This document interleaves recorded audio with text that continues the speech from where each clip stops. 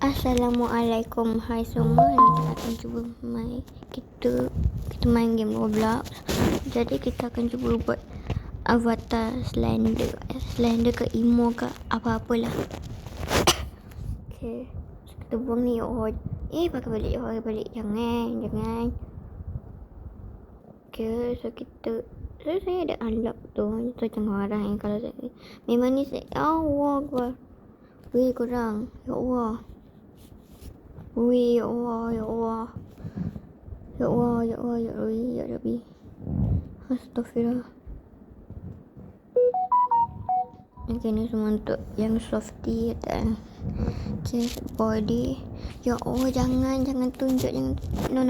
Tutup. Bagus. No. Okay, tak apa. Ni boleh tutup. Ni. No, ni. Boleh lah face. Ni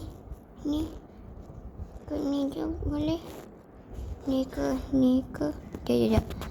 Okay, kita akan fikir ni jap. Kita akan pause video ni jap. Okay, saya rasa saya ambil yang ni. Sekejap. Mana tadi Ini. Tadi dah ambil dah muka tu tadi. Wah. Dah tengok tu enggak saya? Tiba. No. Ya Allah, ya Rabbi. No. Ya Allah, jangan tunjuk betul. So kita save. Ya Allah. No character. Saya selalu save character.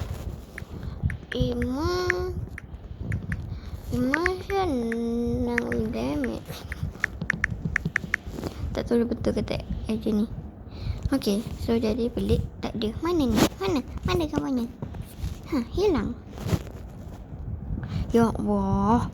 Astaghfirullah. Ya, emote. Emote kan animation lah. Ya Allah. Lepas tu kita buat dia.